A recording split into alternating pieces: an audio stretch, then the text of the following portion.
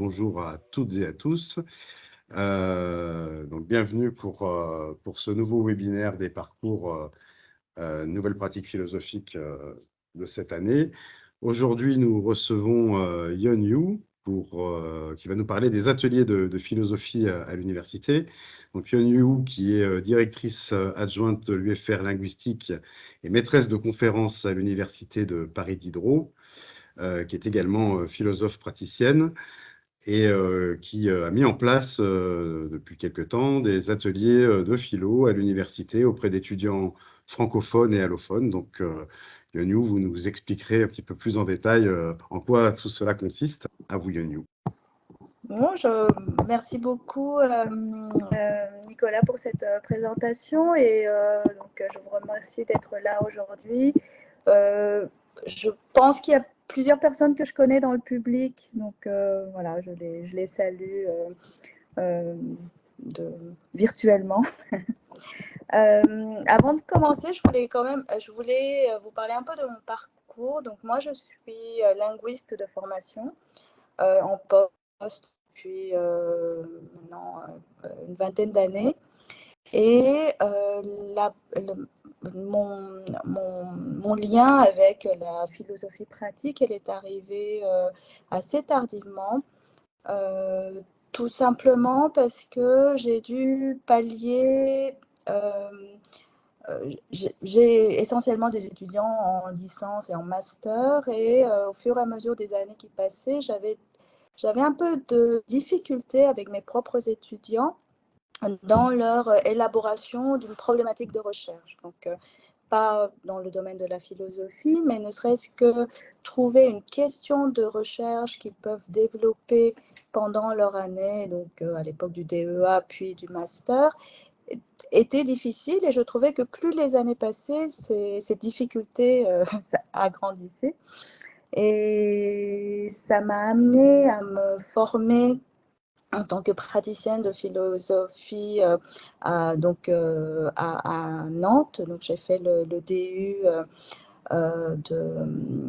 qui est dirigé par Edwige Chirouter.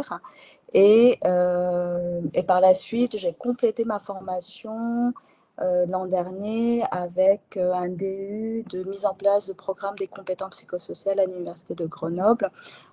J'essaierai pendant la présentation de vous expliquer comment je suis amenée aussi à développer cette partie-là.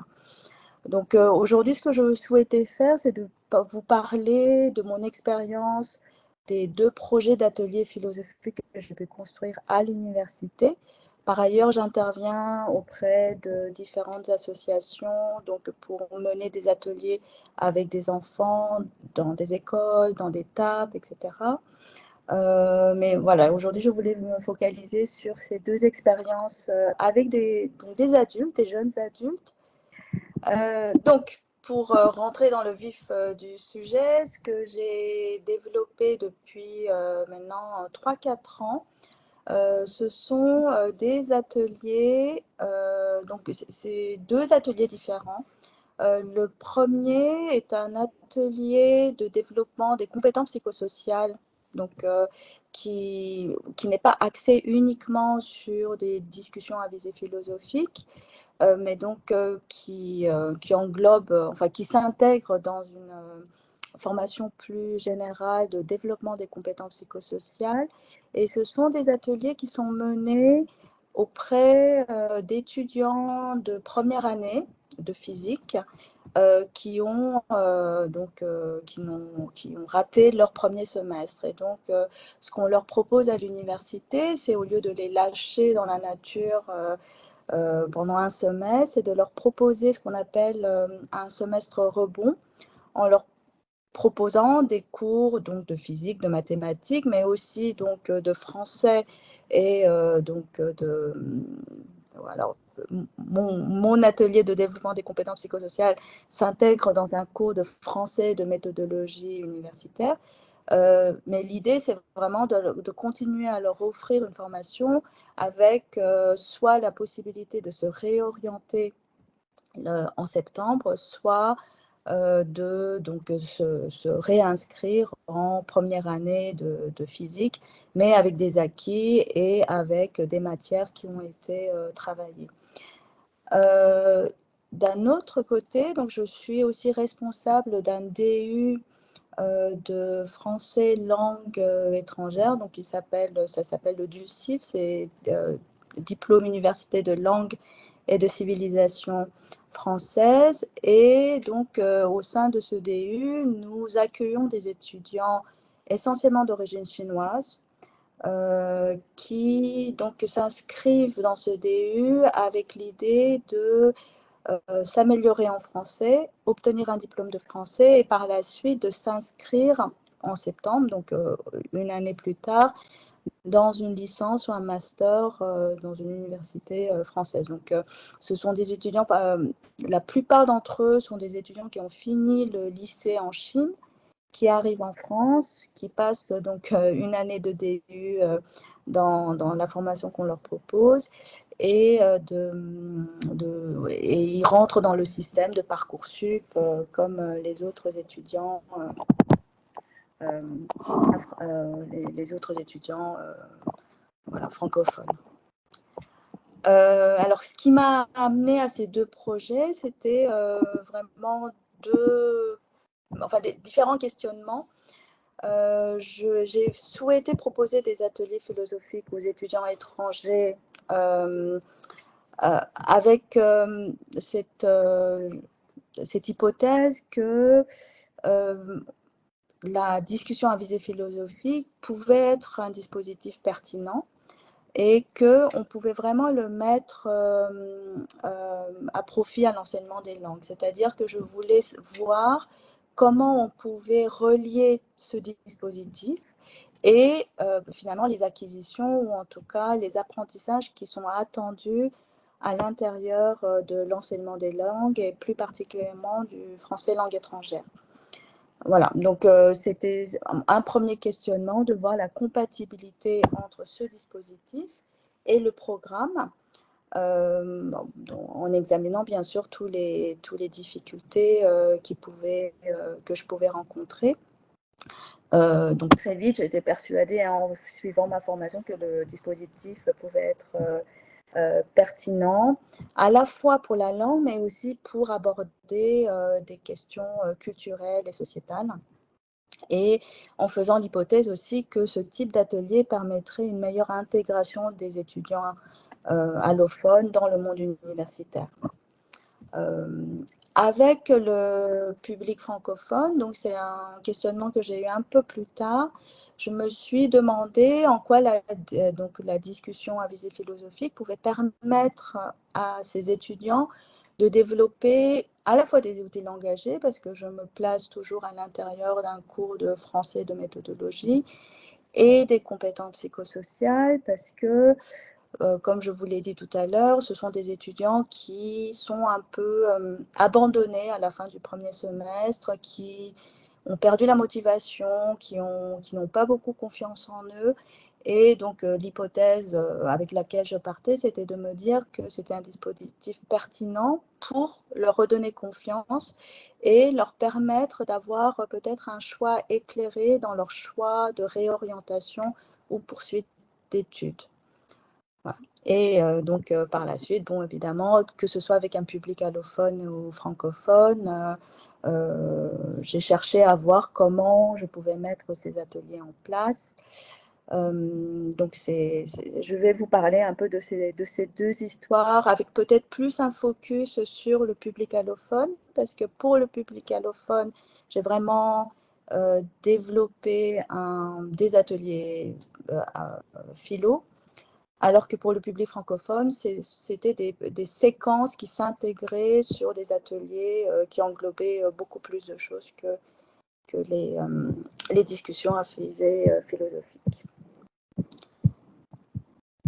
Donc,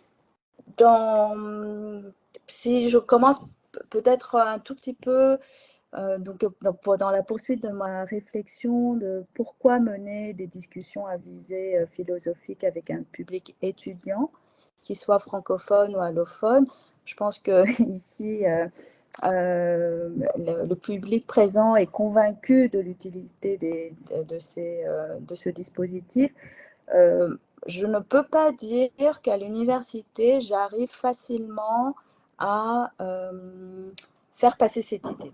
C'est-à-dire que je dois continuer à me battre pour dire qu'il est nécessaire de développer, de plus développer ces dispositifs. Donc, vous voyez, j'ai toujours un public qui est assez délimité, assez petit. C'est des publics très particuliers. Mais voilà, donc je voulais voir un peu avec vous pourquoi j'ai voulu développer ces ateliers à l'université. Alors, pour moi, il y a d'abord un enjeu sociétal qui est très important. Je me base,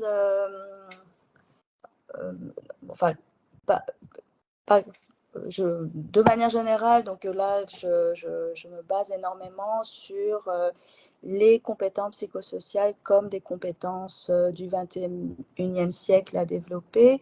Et parmi ces compétences, donc l'affiche jaune que vous voyez, c'est une affiche qui a été développée d'abord par l'UNESCO, avec cette idée que aujourd'hui, pour faire face au monde et à la transformation sociétale, il y a des compétences à développer, et parmi ces compétences, on va noter l'esprit critique, la coopération, la résolution de problèmes et le raisonnement, la créativité, la communication. Donc, il y a un chevauchement avec les compétences psychosociales qu'on peut trouver, donc, par exemple, dans le classement proposé par Santé publique France. Et si vous voyez, chacun de ces termes-là, que ce soit l'esprit critique, la coopération, la résolution de problèmes, ce sont vraiment des compétences qu'on travaille lorsqu'on fait des discussions à visée philosophique.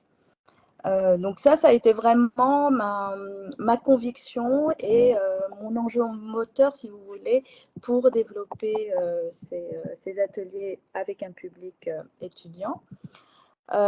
Et c'est vraiment un constat, cette idée que on est dans une société où la technologie progresse à une vitesse exponentielle, et les informations et les connaissances sont à la portée de main de tous. C'est-à-dire qu'on peut avoir accès à la connaissance. Et donc, on va de plus en plus s'intéresser d'un point de vue pédagogique, pas à ce que nos enfants ou nos étudiants connaissent, savent, donc le contenu, mais comment ils vont pouvoir utiliser leurs connaissances. Et ça, je trouvais que c'était, encore une fois, la DVP répond à ce besoin. Et du fait que la question ne se pose plus en termes de connaissances, mais donc en termes de compétences et de motivation. Et si cette question vous intéresse, je vous invite à voir, c'est une petite vidéo d'une petite dizaine de minutes, je crois. C'est un pédagogue qui s'appelle Tony Wagner. Tony Wagner est une personne, un pédagogue qui a beaucoup réfléchi sur les questions de l'innovation et leadership à l'université de Harvard. Et c'est une vidéo où il montre que ce que je vous ai cité juste avant, donc l'esprit critique et la coopération, font partie des compétences les plus importantes lorsqu'on veut prendre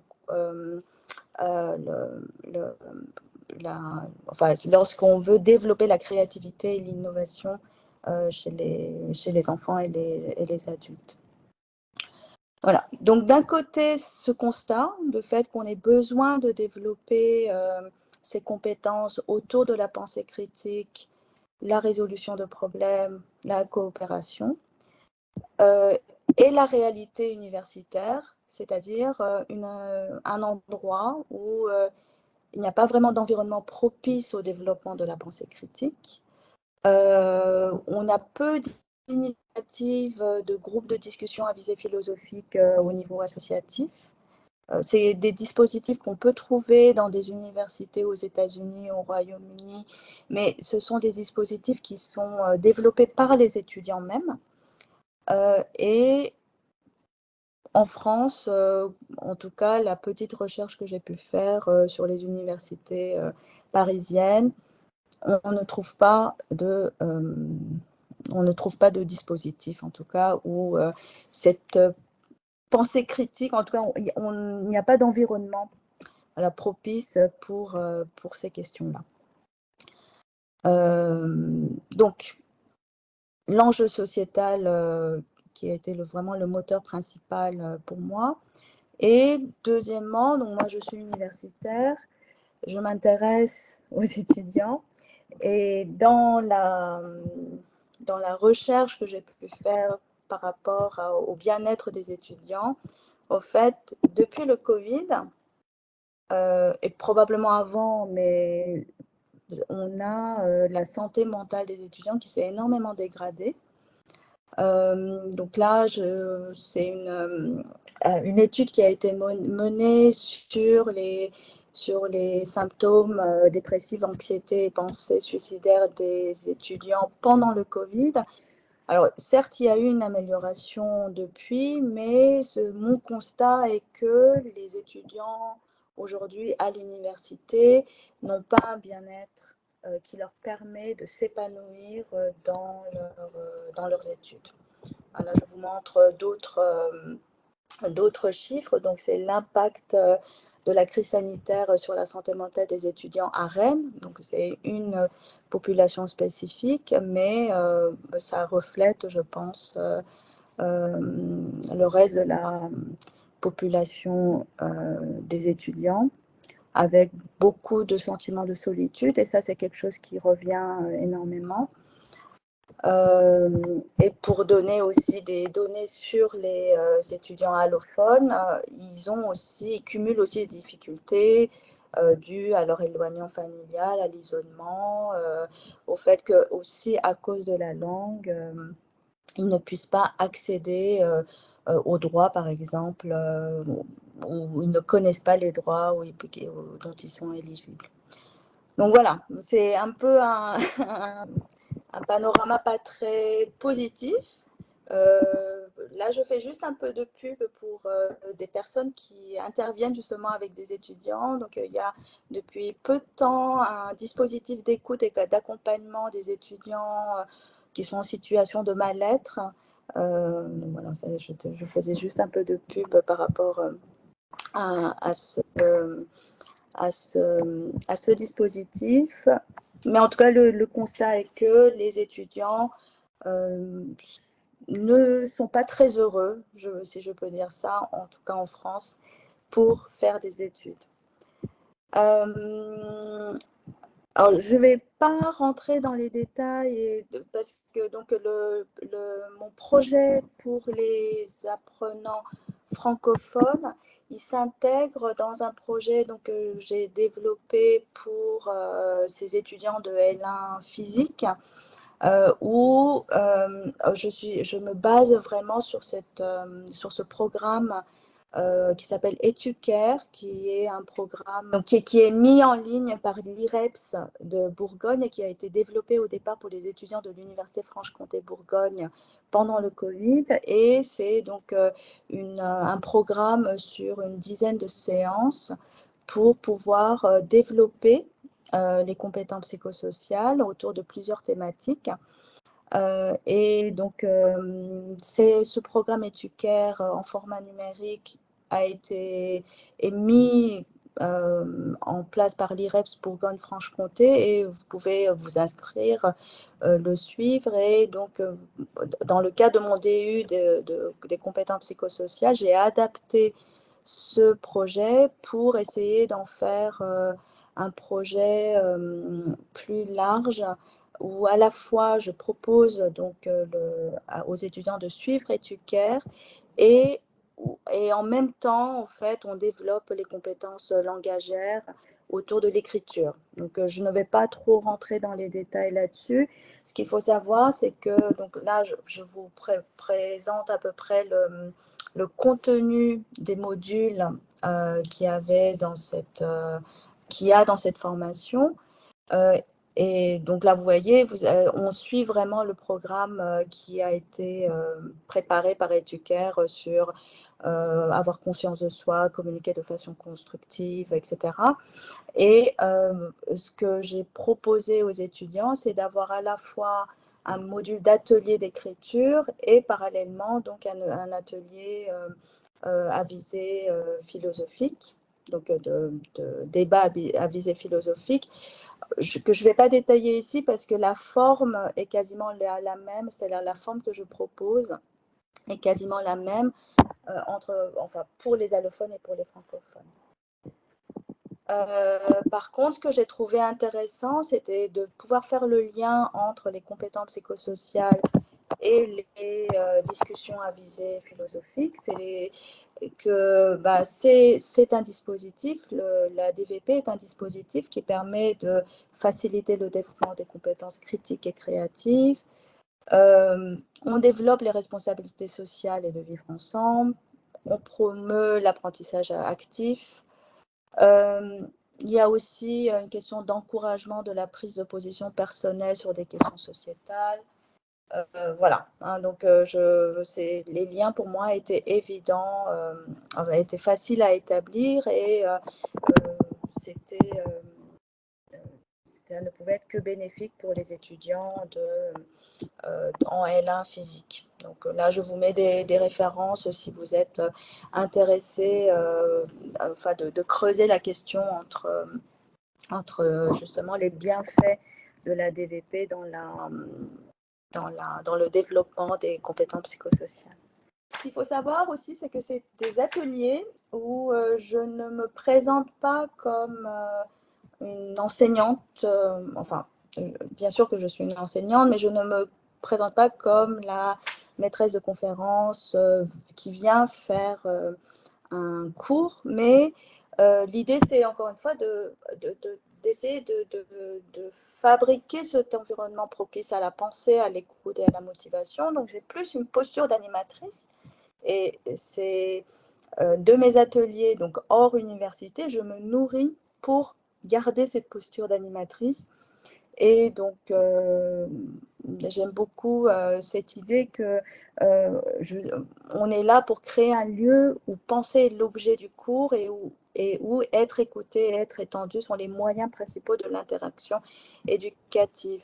Et avec cette hypothèse, encore une fois, qu'on va réussir à motiver, à augmenter la motivation parce que l'altérité sera perçue différemment. Donc, un enjeu sociétal important, un besoin de développer les compétences psychosociales qui me semble crucial avec les jeunes adultes que sont les étudiants. Et donc, troisièmement, un enjeu linguistique. Hein, comme je vous le disais, moi, j'ai une formation de linguiste. Mon point de départ, ce sont tous ces théoriciens sur le langage. Chomsky, qui est aussi un philosophe, mais c'est vraiment le représentant de la linguistique moderne, avec cette idée que le langage est quelque chose d'inné, que l'acquisition du langage se fait de manière naturelle chez un enfant. Et parallèlement, lorsqu'on a comme public des apprenants allophones, cette réflexion qui a pas mal été développée par Émile Benveniste, c'est le fait que l'acquisition du langage est aussi une expérience qui doit se faire aussi en même temps que l'assimilation de la culture. Et cette idée d'expérience m'a fait penser au philosophe Dewey, pour qui l'idée de vivre l'expérience de réflexion individuelle et collective permet, où l'idée c'est que l'éducation doit se faire par l'expérience et en alimentant à la fois des réflexions individuelles et collectives qui vont pouvoir s'enrichir mutuellement. Et finalement, quand l'idée de mettre en place des ateliers de DVP avec mes étudiants est apparue, je voulais vraiment leur faire vivre cette expérience et peut-être leur permettre d'arriver un peu plus naturellement sur cet espace de débat et de l'argumentation qui, à premier abord, n'est pas évident, surtout avec ce public d'étudiants chinois que j'ai dans ce DU.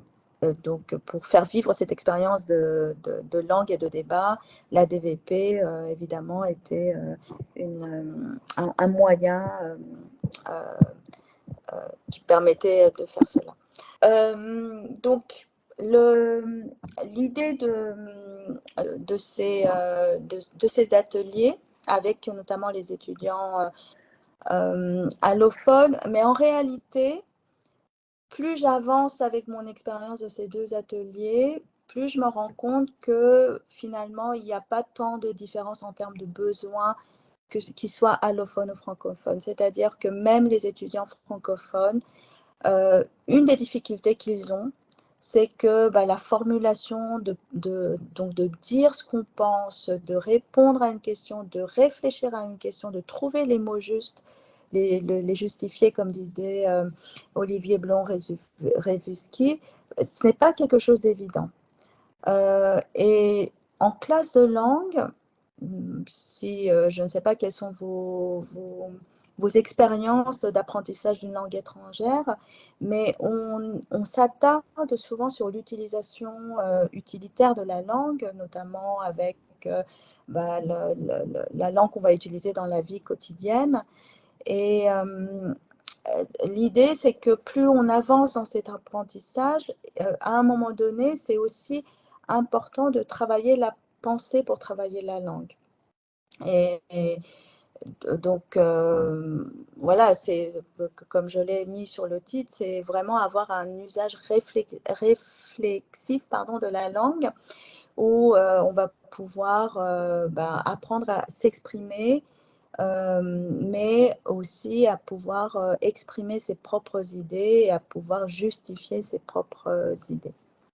Donc, avant de mettre ce projet en place, j'ai un peu regardé qu'est-ce qui existait en termes de projets de DVP avec des allophones, que ce soit des enfants ou des apprenants. Donc, je pense que celui qui est le plus documenté, c'est celui de Anne-Sophie Caillé qui était intervenue au sein des nouvelles pratiques philosophiques de Canopée.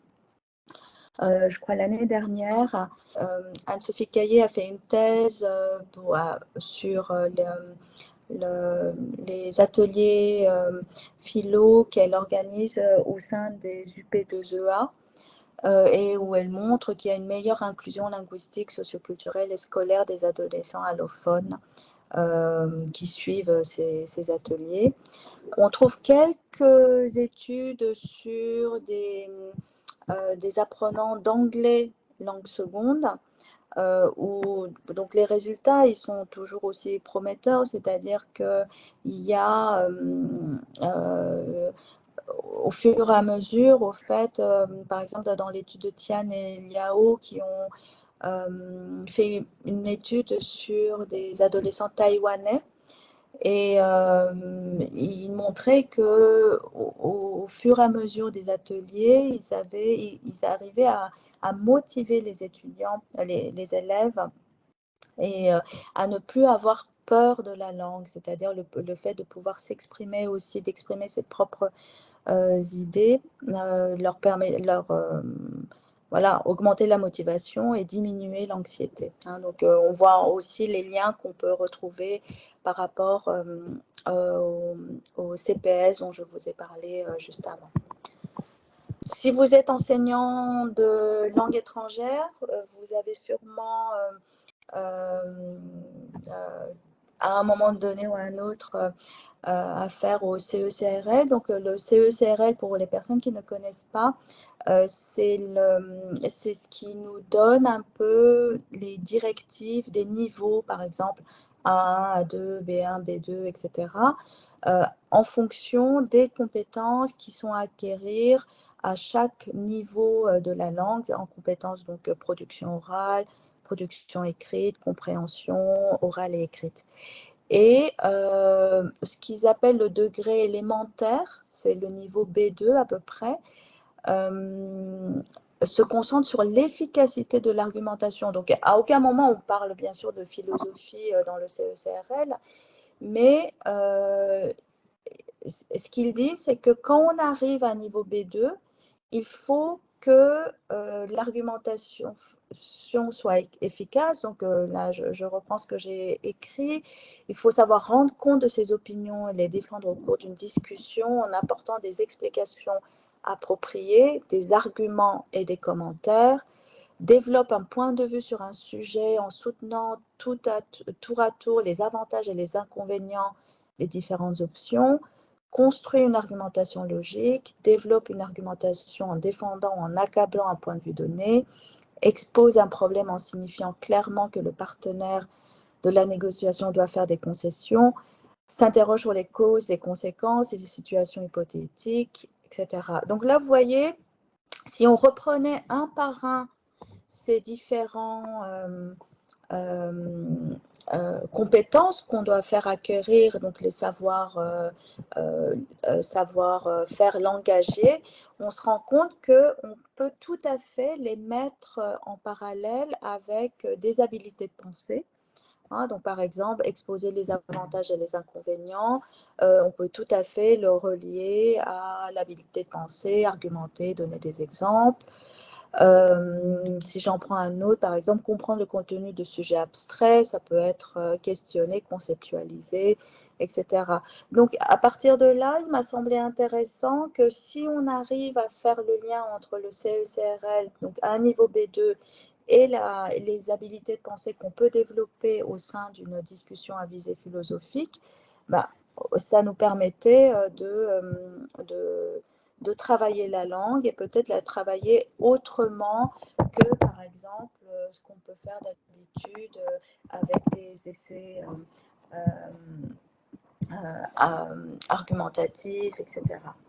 La conclusion que moi j'en ai tirée à partir de ces différentes petites recherches que j'ai pu faire, donc du lien entre les besoins lorsqu'on apprend une langue étrangère et la DVP, était de me dire que on peut,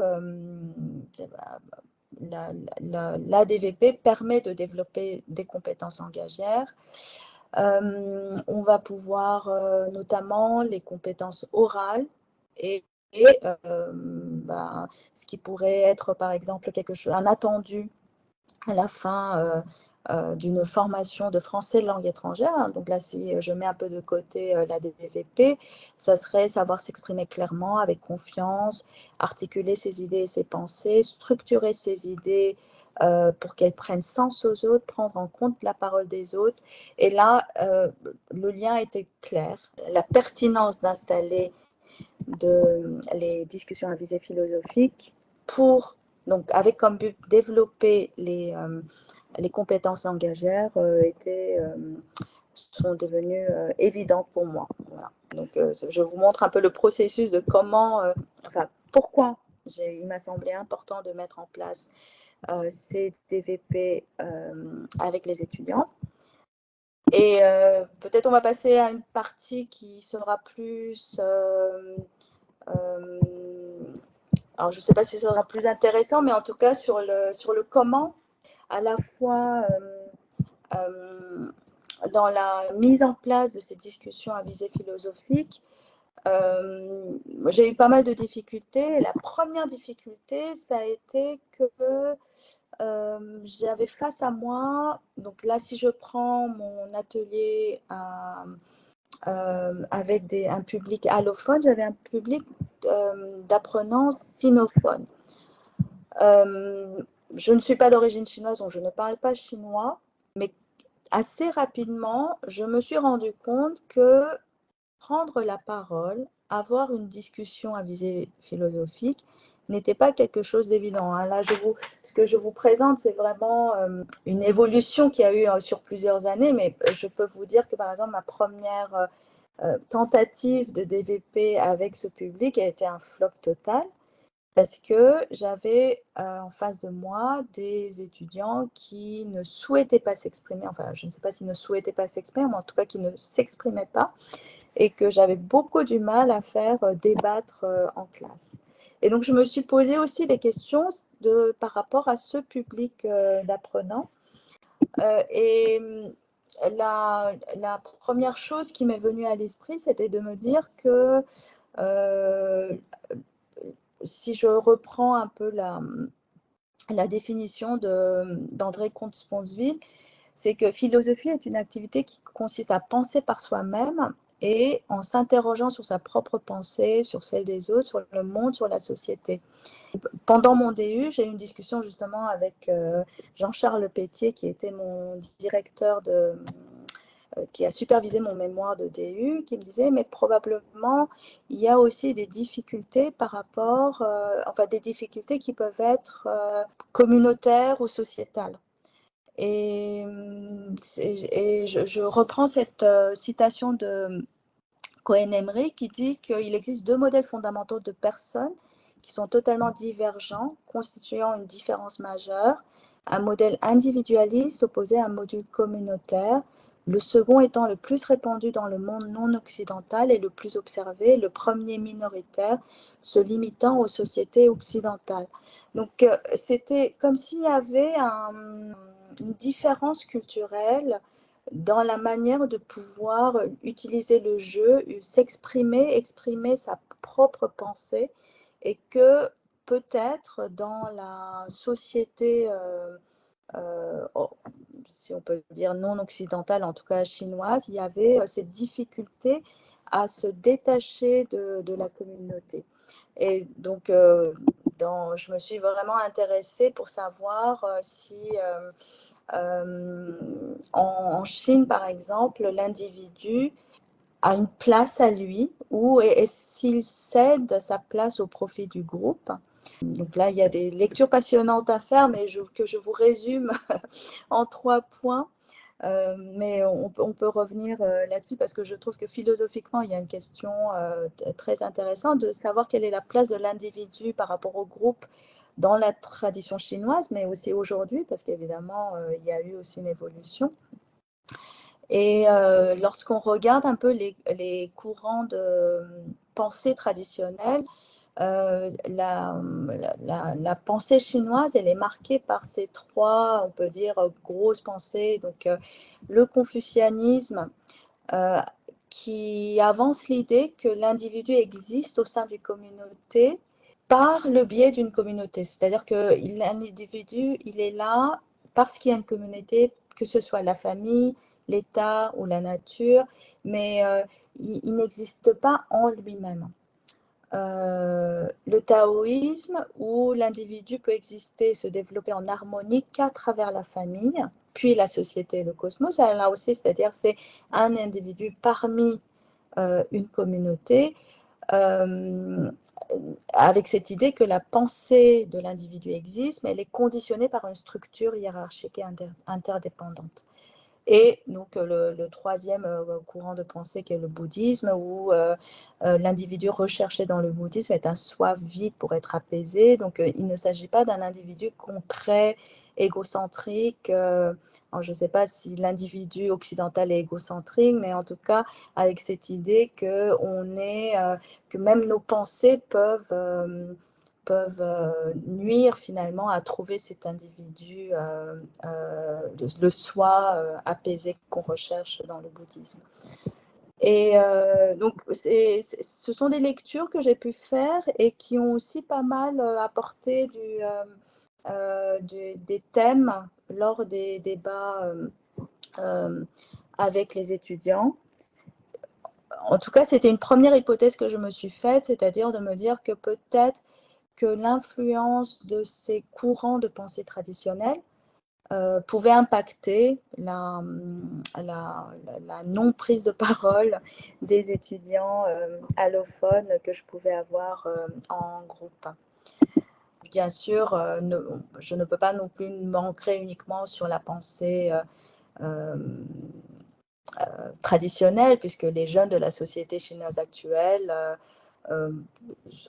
je pense, place plus la place de l'individu, enfin, ils donnent plus d'importance à la place de l'individu, mais malgré tout, clairement, ils ont une difficulté à pouvoir s'exprimer et avoir exprimé une pensée personnelle. Et si cette question vous intéresse, je pense que c'est vraiment dans la philosophie, il y a pas mal de réflexions sur la différence entre pensée occidentale, alors pour reprendre le terme de Rochedieu, de sagesse orientale, avec cette idée qu'il y a une différence de pensée entre l'Occident et l'Orient. Avec un Occident plus cartésien où prédomine la pensée intellectuelle et un Orient plus spirituel où on recherche plus l'harmonie de l'humain avec le monde. Bon, après, c'est vraiment une discussion qu'on pourrait avoir. C'est tout un débat qu'on pourrait avoir. C'est un débat que j'ai pu aussi avoir avec mes étudiants.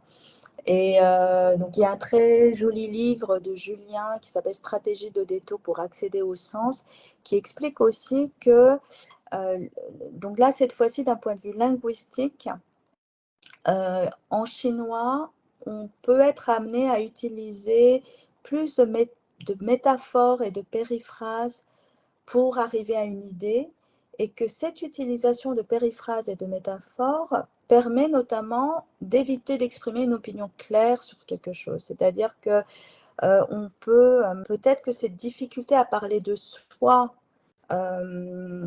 et c'est ce qui caractérise un peu l'efficience orientale, en tout cas c'est l'idée de Julien, qu'avance Julien, et cette représentation de la pensée cartésienne où on va chercher à, par exemple, à opposer des idées, installer un conflit, hein, pourrait être ressenti comme un malaise, par exemple, par les étudiants chinois.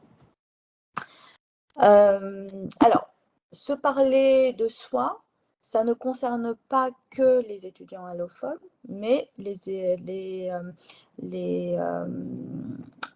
étudiants francophones ont aussi énormément de mal à s'exprimer, en tout cas à exprimer leurs pensées, à parler avec le jeu, à dire ce qu'ils pensent. C'est aussi une difficulté qu'ont les étudiants francophones. En tout cas, avec mon groupe de L1 physique, c'est une difficulté que je peux avoir.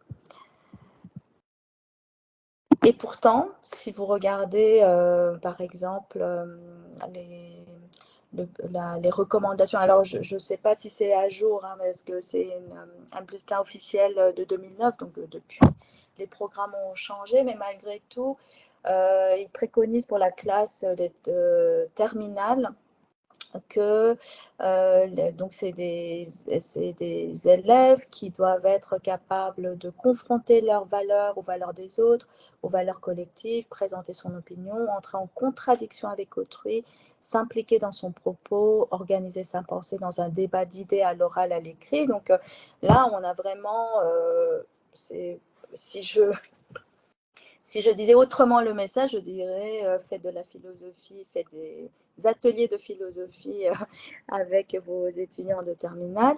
Donc, c'est une compétence à acquérir. Est-ce que c'est la réalité du terrain? Ça, c'est une autre question. Voilà, hein, donc je voulais juste un peu vous parler de cette difficulté, en tout cas de la modalité pédagogique, où on doit exposer publiquement ses croyances, ses convictions et ses opinions, qui peut être assez difficile. Et pour finir, pour clore cette partie-là, je voulais, c'est une citation que je prends dans un article de Liv Yusion sur le prisme de la culture. Ça date un peu, mais je n'ai pas le sentiment que ça ait beaucoup évolué depuis. Elle écrivait: on nous demande de nous raconter à la première personne, d'étaler nos sentiments, de développer une argumentation, non pas purement rationnelle, mais subjective. C'est le calvaire. On se fait violence en permanence et on s'oblige à feindre. On aimerait expliquer à nos professeurs qu'il est possible de parler de soi à la forme indirecte. Donc, c'est une difficulté que j'ai pu avoir pendant mes ateliers. Alors, concrètement, qu'est-ce que je mets en place?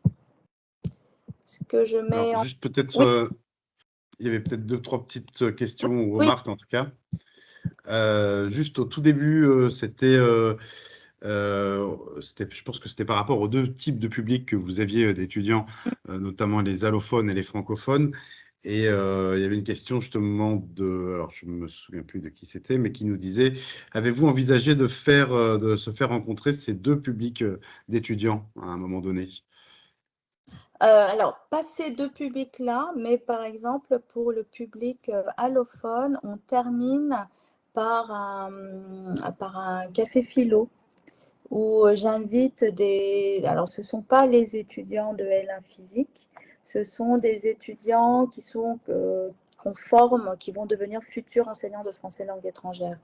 Et on organise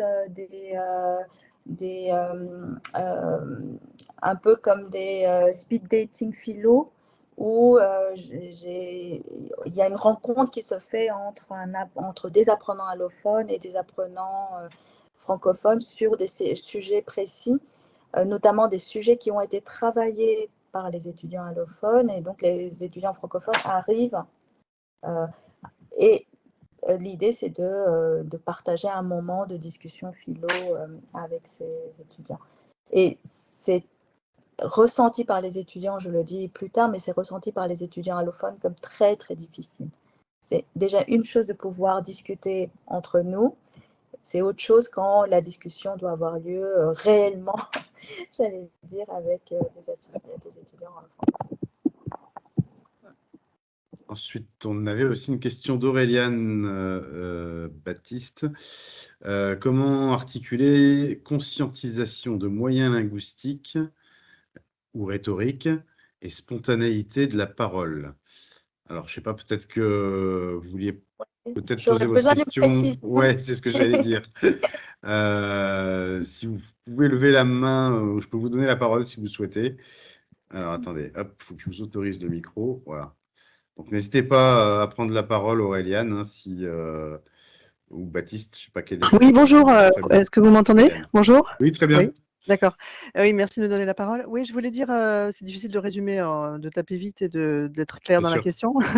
Donc, effectivement, je voulais dire que comment concilier des objectifs de développement de compétences telles qu'elles sont décrites, par exemple, dans le cadre européen. Et les compétences argumentatives sont effectivement difficiles et longues à acquérir avec une certaine manière de rédiger argumentativement à la française. Comment est-ce que c'est compatible avec la démarche d'un atelier où la parole est spontanée, où elle n'est pas forcément non plus enregistrée ou retravaillée ensuite? Voilà, j'avais l'impression d'un écart entre peut-être une ambition qui relève plus de l'écrit et d'une nécessité de prendre conscience de certaines manières de faire, et de l'autre, une forme de spontanéité, plutôt à l'oral évidemment, et qui peut-être pour garder sa valeur en tant que formation et outil formidable pour prendre confiance en soi, doit rester justement dans une forme peut-être pas tout à fait élaborée, avec une dimension spontanée justement. Voilà. Où on ne se sent pas surveillé soi-même dans sa manière de formuler les choses. Alors, je ne sais pas si c'est une réponse pertinente, mais je le vois vraiment comme 2 temps, c'est-à-dire qu'il y a à la fois l'atelier philo où effectivement on va plus développer la compétence orale et la spontanéité. Avec là où on fait assez rapidement, enfin, j'arrive assez rapidement à les faire conscientiser l'habilité de pensée qu'ils sont en train de développer.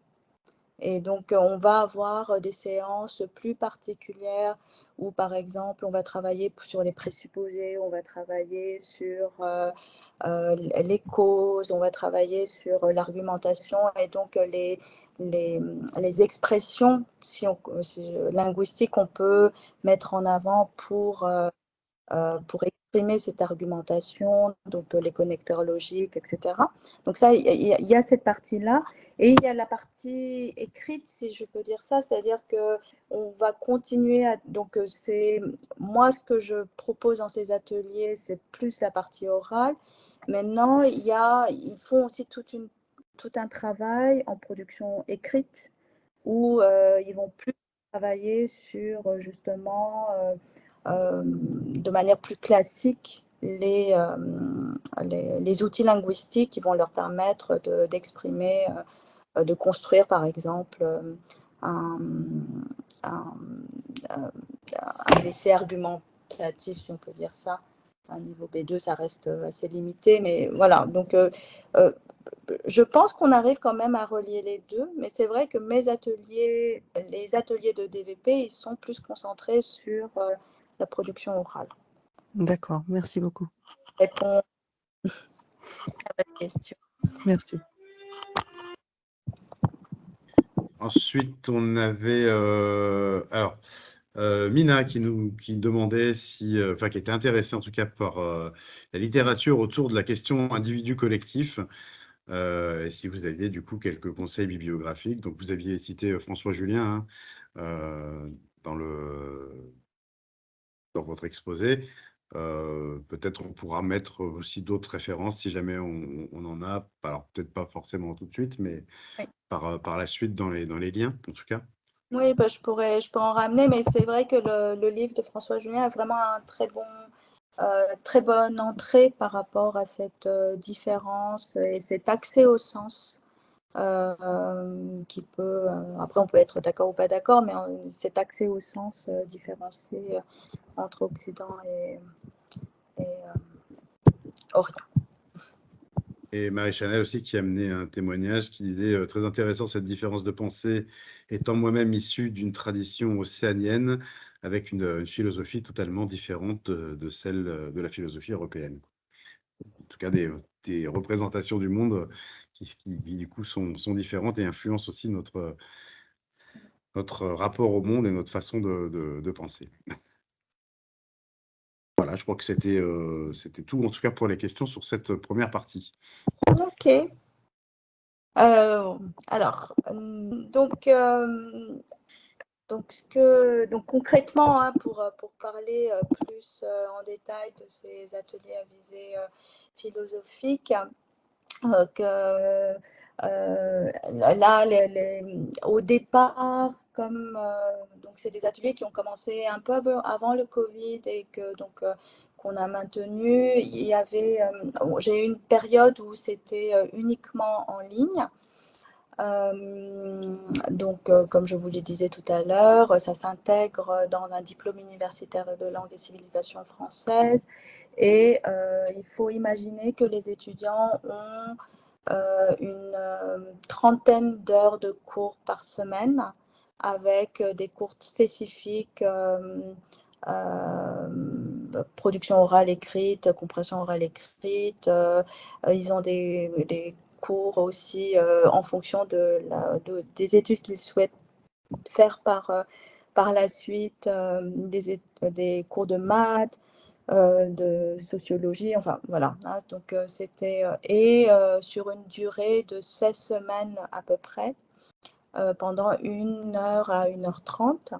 Donc ce que je vous disais tout à l'heure, c'est que ce sont des étudiants, pour la plupart, qui viennent de finir leur année de lycée, donc ils ont passé l'équivalent du baccalauréat en France, et ils arrivent en France avec cette volonté de pouvoir poursuivre leurs études dans le système français. Donc, depuis qu'il y a Parcoursup, ils intègrent, pour ceux qui rentrent en première année, ils intègrent, enfin, ils rentrent dans le système Parcoursup avec la formulation des vœux, etc. Donc, en compétition, si je peux dire, avec les étudiants français. En tout cas, scolarisés en France. Donc, pour vous montrer un peu les tout premiers ateliers que j'ai pu mener, hein, moi j'étais vraiment nourrie par les formations que j'ai suivies également. Donc je partais beaucoup sur des thèmes avec un support. Et donc, ce travail sur certaines habiletés de pensée, en mettant les mots sur les habiletés de pensée pour que ça ne soit pas juste une expression libre, que par exemple, lorsqu'on fait, si par exemple on travaille sur, si on fait un travail de conceptualisation, qu'ils sachent vraiment qu'on est en train de travailler la conceptualisation et en faisant aussi des moments d'exercice. Donc, c'est des ateliers qui sont découpés en mini-séquences où il va y avoir des moments en grand groupe, des moments en petit groupe et aussi des moments d'exercice sur l'habilité de penser qu'on est en train de travailler. Voilà, et donc après, les étapes type, ça va être je ne pense pas que ça soit très différent de ce qui peut se faire avec des enfants, où on peut par exemple partir sur un travail de vocabulaire ou une lecture partagée, des questions qui sont liées, voilà. Hein, donc là, il n'y a pas de grosses différences avec ce qu'on peut faire avec des enfants. Ce qui a changé au fur et à mesure de mes ateliers, donc ce que je vous ai présenté ici, c'était vraiment les tout premiers ateliers que j'ai pu mener. Et ce qui a changé, c'est que j'ai commencé à intégrer beaucoup plus l'actualité pour construire les discussions à visée philosophique. Et par exemple, mardi dernier, donc c'est pour ça que c'est tout frais, on est parti donc souvent le matin, j'arrive avec par exemple des magazines et on part sur la première des 20 minutes. Et l'idée, c'est de les faire questionner, de les faire donc déjà poser une question problématisée à partir d'une image, d'un mot, d'un fait qu'ils auront vu,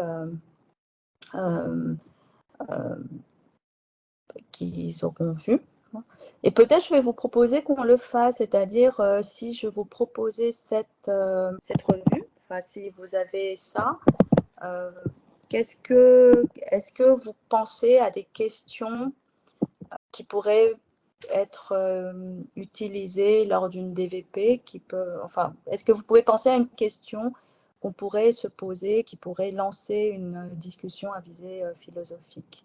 Peut-être sur le chat, si certains se sentent, je ne sais pas si c'est assez grand. Ouais, on va peut-être le lire. Donc, zone sensible. Ah mince, j'ai un problème d'affichage. Et si mettre votre smartphone mettre le smartphone dans sa poche, augmenter le risque d'infertilité. C'est ça, hein. C'est ça. 20 minutes, c'est poser la question avant la journée mondiale sans portable, mardi. Voilà. N'hésitez pas à mettre vos réflexions, en tout cas dans le chat. Alors, Nadine qui nous pose une question philosophique. Sommes-nous dépendants des objets techniques? Marie Chanel qui nous dit en quoi le téléphone est aujourd'hui un prolongement de soi. Ça, c'est juste envoyé en image. Je n'avais pas encore lu le texte. Mais oui, c'est vrai que c'est intéressant. La technique est-elle plus importante que la vie? Qu'est-ce qui nous pousse à vouloir rester connectés? La technique a-t-elle une influence négative sur le développement humain? Ouais, super. Et vous allez voir que finalement, les questions qu'ont posées les étudiants, elles ne sont pas très différentes. Voilà les questions problématisées du groupe de mardi. Souvent, ils travaillent en petits groupes. Alors, ils ne se sont pas juste cantonnés à la photo, mais vraiment à tous les titres du journal. Donc, il y avait quelle priorité, la technologie ou la santé. Donc, je ne sais pas si vous voyez, mais sur le côté, on imagine la cérémonie d'ouverture des Jeux de Paris. Donc, il y avait aussi une question, pourquoi les Jeux olympiques font rêver? Peut-on être contre les Jeux olympiques? Voilà. Et donc, l'idée, c'est de construire. Alors, donc, généralement, c'est des choses qu'on va faire un peu sur plusieurs séances. Mais l'idée, c'est vraiment de partir sur des questions d'actualité pour que ça soit aussi plus en lien avec leur quotidien. Donc, on a eu, par exemple, de grands débats lorsqu'il y a eu les lois d'immigration. Et aussi de proposer des modalités de débat diversifiés. Donc là, je vous ai mis le lien avec quelques formes de débat. Mais par exemple, il y a deux formes que moi j'utilise beaucoup avec les étudiants. C'est les débats, je ne sais pas s'il y a une traduction en français avec Q-Sort. Grosso modo, l'idée, c'est de partir sur un questionnaire. On va pouvoir répondre au questionnaire et pouvoir ensuite, il y a une notation qui est donnée en fonction des réponses qui sont données sur ce questionnaire. Je vais vous donner un exemple juste après. Et le deuxième, c'est le débat silencieux. Donc, c'est quelque chose qui marche assez bien. L'idée, c'est que, donc, par exemple, sur une des questions qui a été posée préalablement, par exemple ici, on part chacun une question et sur une feuille de papier, l'idée, c'est de répondre et se répondre. Donc là, j'ai pris une image parce que je n'ai pas de photo de mes étudiants en train de travailler, mais l'idée est la même, c'est-à-dire qu'on place la question au milieu et chacun répond et se répond. Donc, si par exemple on a une idée qui a avancé, le voisin peut questionner la réponse qui a été donnée et donc pendant 15 minutes, de manière silencieuse, on essaie vraiment de rassembler toutes les idées et ensuite, soit je peux l'associer à des discussions tournantes, c'est-à-dire que par groupe, ensuite ils changent, ils vont voir la feuille de quelqu'un d'autre et vont lire ce qui a été déjà fait et rajouter des idées supplémentaires. Ou alors après, on peut partir aussi sur des présentations des idées qui ont été récoltées, sachant que ça se fait en plusieurs étapes. Donc, un peu de brainstorming sur la question. Et ensuite, ils vont ordonner les idées. Donc, un peu comme si on faisait un plan sur la question avec les idées, les différents arguments, les contre-arguments, une synthèse à la fin et qui sera plus joliment présentée au reste du groupe. Pour le Q-Sort, ce qui ressemble le plus, c'est des fiches, par exemple, qu'on peut trouver dans le livre de Mathieu Gagnon, Pratiquer la philosophie au primaire, ou dans les activités que propose Mathieu dans son livre, vous avez souvent des questionnaires qui sont téléchargeables avec donc un choix à effectuer, donc libre ou non. Donc moi, je me suis inspirée de cette fiche-là pour, à un moment donné, quand on a travaillé sur la liberté, je l'ai adaptée donc, pour les étudiants. Donc, l'idée, c'est que chacun pour soi répond coche une des cases. Donc, on est libre quand on a un travail, on part en vacances, etc. Et là, vous voyez sur oui, non, je ne sais pas, il y a des chiffres. Et donc, après, dans le questionnaire QSORT, l'idée, c'est qu'on va pouvoir additionner les nombres de oui, les nombres de non, et avoir par exemple des arguments plus saillants que d'autres qui vont aussi permettre de questionner ces différents arguments, de confronter les idées, etc. Donc, varier, donc ce que je disais tout à l'heure, une des adaptations que j'ai pu faire au fur et à mesure, c'était donc de varier un peu ces modes de discussion qu'on peut mener.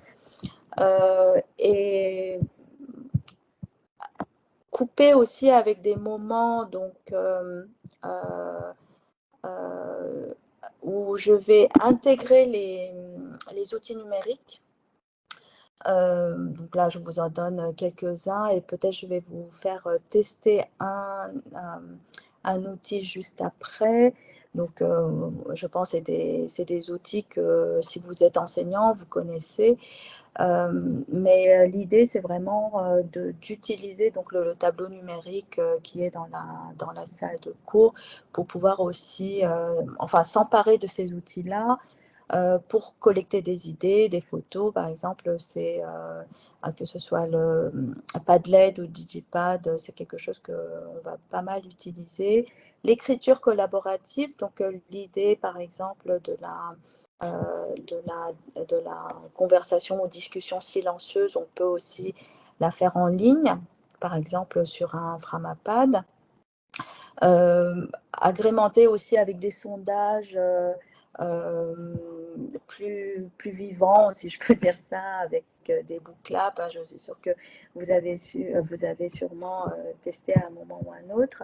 Et je souhaitais peut-être partager cet outil-là que j'utilise assez souvent, qui s'appelle Tricider. Alors, c'est en anglais, mais si vous cliquez... Alors là, du coup, je ne sais pas trop pour le partage d'écran.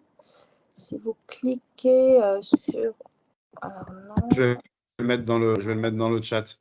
Ok, c'est un outil où vous pouvez, normalement, si vous avez le lien, taper directement, donc sans inscription. Donc il est gratuit pendant deux semaines sans inscription. Donc l'idée, c'est que, par exemple, si on est arrivé avec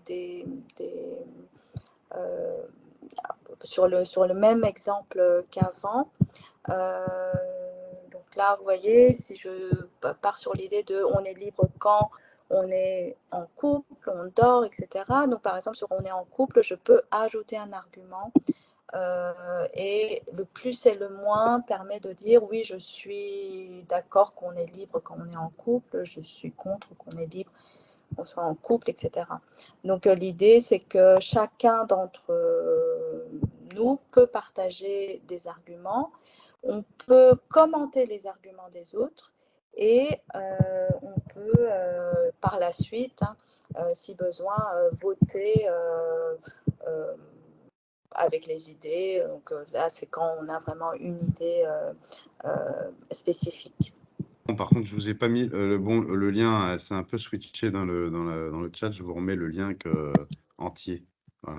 Parce que du coup, on arrivait sur la page d'accueil de Tricider, pas sur la page. Ok, d'accord. Je pensais que vous n'étiez pas très intéressé de mettre des arguments sur. Mais on le voit, on a vu de toute façon sur le partage. Voilà, donc pas de souci. C'était que alors je sais que c'est moins. Enfin, nous on peut le faire parce que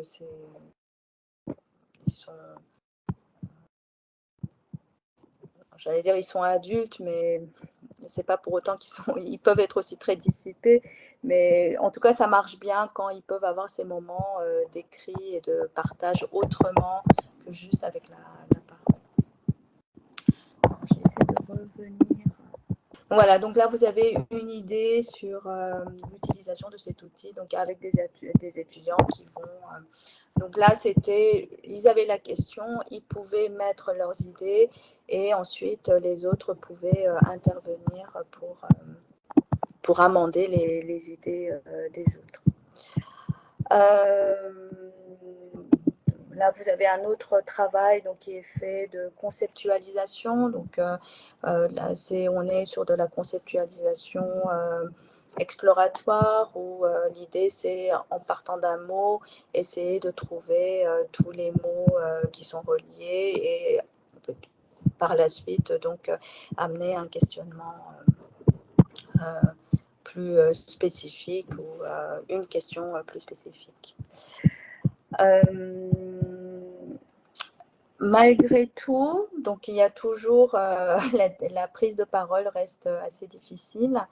La parole spontanée reste assez difficile. Donc finalement, ces moments d'écrit leur permettent peut-être aussi de développer autrement ces différentes compétences d'atelier philo.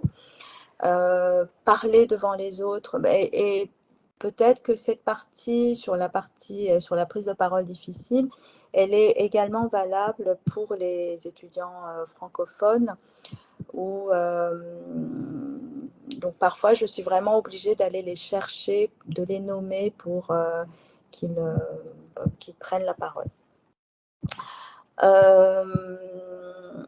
Une autre difficulté donc, là que j'ai moi, c'est par rapport à l'évaluation, puisque donc, on est au sein d'une unité d'enseignement universitaire et que je suis obligée de les évaluer et qu'on sait très bien que l'évaluation peut représenter un frein pour l'élève ou l'étudiant parce que peut-être qu'il va se sentir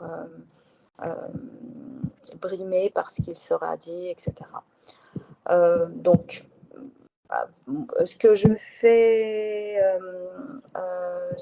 fais pour pallier à ça, c'est que donc à la fois je les fais travailler sur l'auto-évaluation qu'ils peuvent faire de leurs ateliers avec notamment des journaux de bord.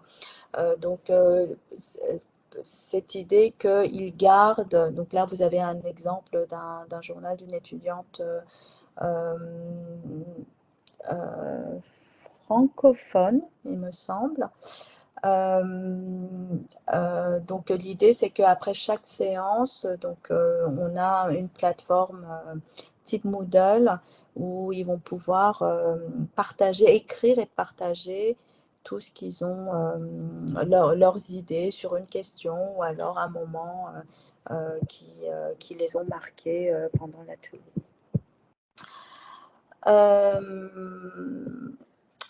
Voilà, donc je pense que j'ai fait le tour de ce que je voulais vous partager aujourd'hui. Peut-être que c'est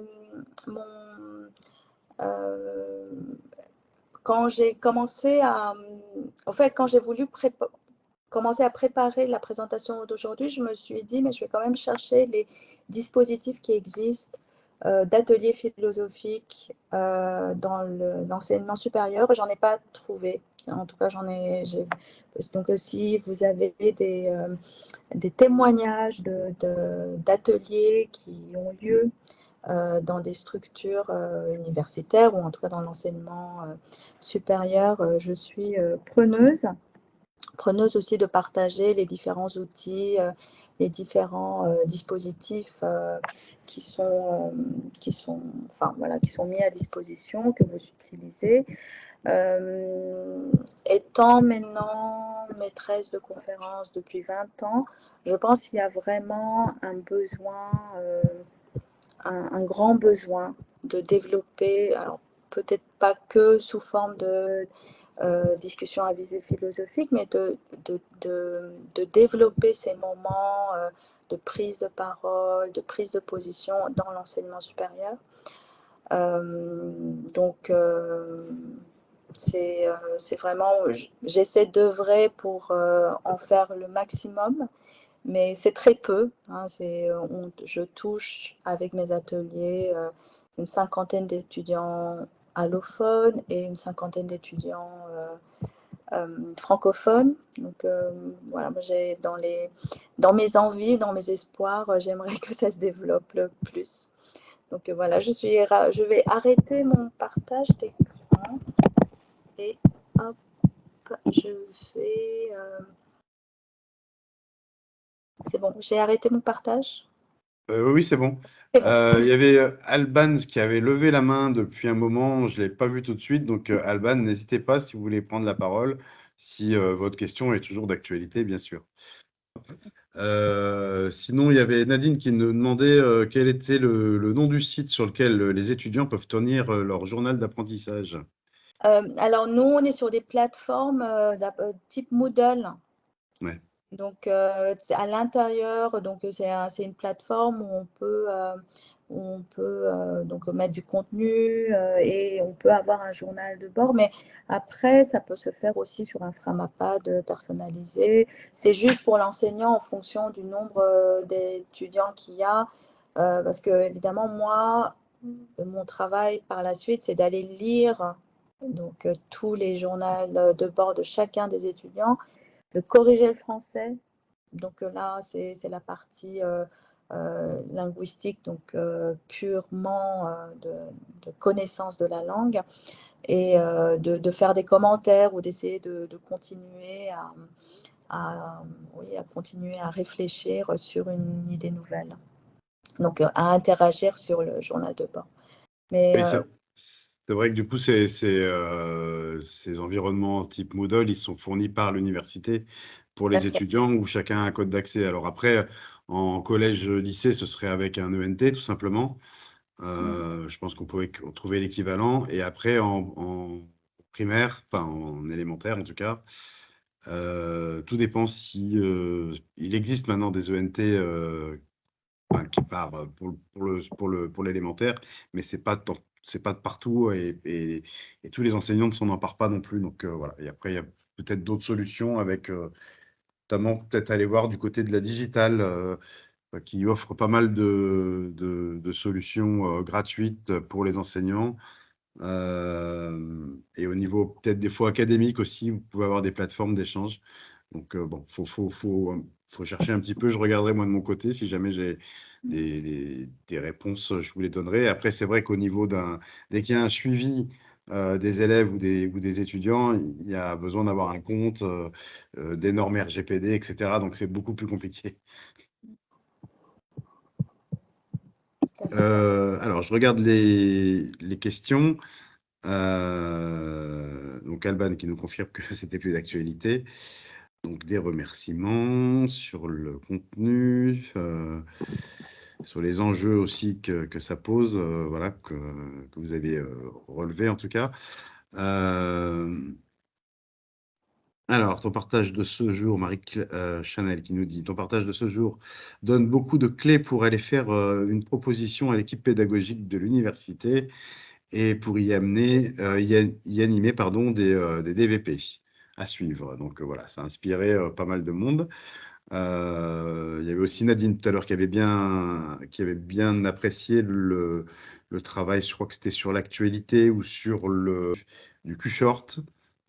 Qsort, oui. Qsort, pardon, Qsort.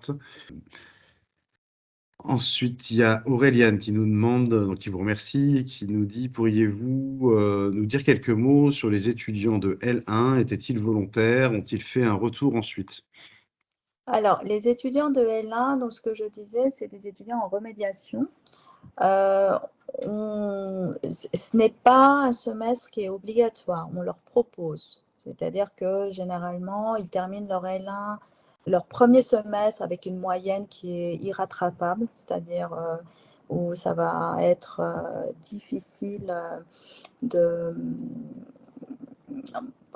En tout cas, on voit difficilement la possibilité d'obtenir sa première année. Et donc, comme c'est une année de remédiation, le deuxième semestre est un semestre de remédiation où seuls les étudiants qui le souhaitent viennent suivre les cours. Alors, le taux, enfin, l'assiduité, elle n'est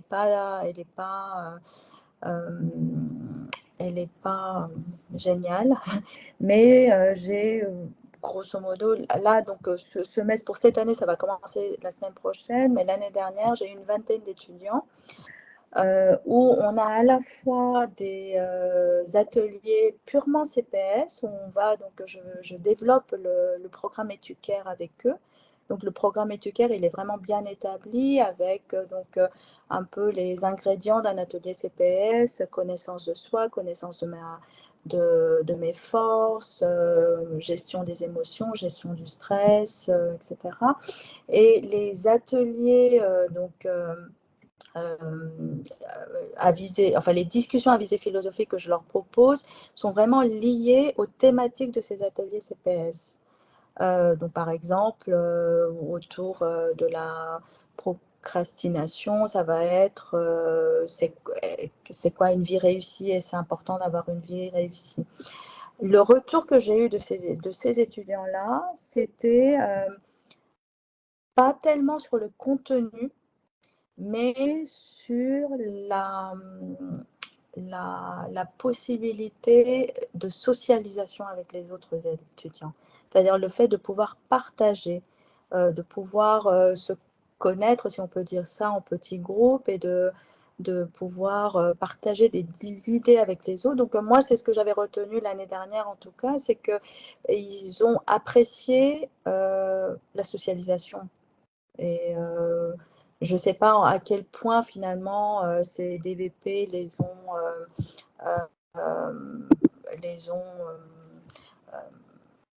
ont fait avancer, mais pour certains oui, parce que je sais que quelque part, grâce à ces moments de discussion à visée philosophique, ils se sont rendus compte que finalement les attentes qu'eux avaient par rapport aux études n'étaient pas les mêmes que ce qu'ils étaient en train de faire. Donc, par exemple, ce qu'ils voulaient faire ne correspondait pas à leurs études. Donc, il y a eu des déclics, mais pour une ou deux personnes. Mais en tout cas, la partie sociale, la partie donc ensemble était quelque chose d'important. Nadine qui nous dit que oui, justement, elle va faire avec ses élèves de terminale lors de la semaine de la presse. Alors, c'est quelque chose qu'on fait assez régulièrement, mais évidemment, selon le menu du jour de la presse, on peut avoir des questions très différentes, mais c'est les relier aussi sur une activité, sur l'activité, l'actualité, pardon, pas l'activité, mais l'actualité sociétale. Mais du coup, ça suppose quand même de préciser ce que c'est qu'une question philosophique. C'est-à-dire comment on rend une question philosophique avec l'universalité, la temporalité, enfin voilà, ces éléments-là. Tout à fait. Hein. Et c'est a priori, c'est des choses qu'on a déjà vues, donc c'est des séances qui viennent après. Alors, je voyais le commentaire de Nadine sur Platon ou Kant. Ce que je fais par la suite, c'est que sur la plateforme Moodle, je vais, alors pas les obliger forcément parce qu'ils n'en ont pas toujours envie, mais leur proposer en lien avec les questions philosophiques ou les débats qu'on a pu avoir, leur proposer des textes de philosophes pour pouvoir enrichir leurs pensées et leurs arguments. Ou en fonction des arguments qui a été proposé, je peux aussi leur demander de lire un extrait et d'essayer d'intégrer des choses qu'ils auront lues dans l'extrait, dans leur argumentation, par exemple, s'ils doivent rendre une affiche pour une présentation collective. Donc, il y a aussi un peu de contenu philosophique que j'essaie de passer, parce que aussi, qu'ils soient francophones ou non francophones, ils n'ont pas cette culture-là. Donc, la philosophie, c'est une matière qu'ils ne font pas. J'ai aussi des étudiants, par exemple, de lycées professionnels qui n'ont pas fait de philosophie en arrivant à l'université. Donc, ça leur permet aussi de se nourrir intellectuellement, si on peut dire ça. Écoutez, s'il n'y a pas de questions pour le moment, on va peut-être du coup s'arrêter là. Hein. On n'est pas tenu de tenir les 2 heures forcément. Il n'y a pas de problème avec ça. Écoutez, merci beaucoup Yeon-Yu pour cette présentation. C'est vrai que jusque-là, on est parti, on a eu beaucoup d'interventions sur la maternelle, sur le second degré, et du coup, l'université, ça restait encore un champ qui avait été voilà, qui n'avaient pas été abordées. Donc voilà, c'est chose faite aujourd'hui grâce à vous. Et c'est vrai que c'est intéressant de voir que c'est pas forcément quelque chose qui est, qui est répandu, en tout cas dans l'université, et que ce retour critique, en tout cas sur les pratiques, ou enfin, sur les études universitaires, n'est pas forcément non plus mené quoi, à la fac, puisqu'on est centré quand même. On rentre dans la spécialisation de la discipline sans forcément prendre ce recul qui peut être intéressant et qui peut amener aussi beaucoup de richesse et de réflexion. Tout à fait. Et Lippmann, finalement, il est venu aux ateliers au CRP aussi parce qu'il se rendait compte qu'à l'université, l'esprit critique n'était pas forcément toujours là. Voilà. Et d'où l'intérêt aussi de faire le lien avec les autres niveaux pour voir qu'on peut aussi imaginer une continuité entre le développement de ces ateliers de la maternelle jusqu'à l'université. Oui, parce que dans un monde parfait, ces compétences seront tellement bien développées en élémentaire, en secondaire, que finalement, on aurait des étudiants complètement éclairés et prêts à philosopher. Merci beaucoup en tout cas. Merci beaucoup à vous. Je vous rappelle juste du coup les dates, les prochaines dates. Donc comme je le disais dans le chat ou en début de webinaire, donc la prochaine date, prochain rendez-vous, ce sera le 7 février, le 28 février, voilà, avec Jean-Charles Pétier sur les débats à visée philosophique au service du climat scolaire et aussi en rapport avec la lutte contre le harcèlement et notamment à travers l'application Lilycool. Donc cette notice n'était pas activée jusque-là. Donc, si vous voulez vous y inscrire, vous pouvez dès maintenant, c'est possible. Ensuite, on aura le 13 mars Mariko Scarwin qui est sur les enjeux de la philosophie pour les enfants dans l'éducation. Elle était intervenue notamment aux rencontres internationales des nouvelles pratiques philosophiques à l'UNESCO l'année dernière. C'est là qu'on l'avait rencontrée et donc du coup, c'est le webinaire qu'elle nous propose pour le 13 mars. Dominique Mühlner sur les ateliers ADER, qui est un dispositif qui est développé notamment dans l'Académie d'Aix-Marseille, donc le 3 avril. Elle viendra nous expliquer un peu quelle est la démarche et comment justement elle essaie de travailler sur le développement de l'esprit critique. Chose qui est, cette compétence étant aussi un sujet d'étude dans l'Académie d'Aix-Marseille, notamment avec Denis Carotti qui travaille beaucoup sur la transmission de l'esprit critique et qui a aussi travaillé avec Dominique Mühlner et elle nous présentera ça un petit peu plus en détail. Et ensuite, après on arrive en mars avec Chloé Boucher sur l'humour et la philosophie de la maternelle au lycée et la suite on verra la prochaine fois. Voilà, et écoutez, merci à tous et à tous pour votre participation. Merci beaucoup Yeon-Yu. Et on se retrouve donc pour ceux qui nous suivent le 28 février, mercredi 28 février. À très bientôt. Au revoir. Merci, au revoir.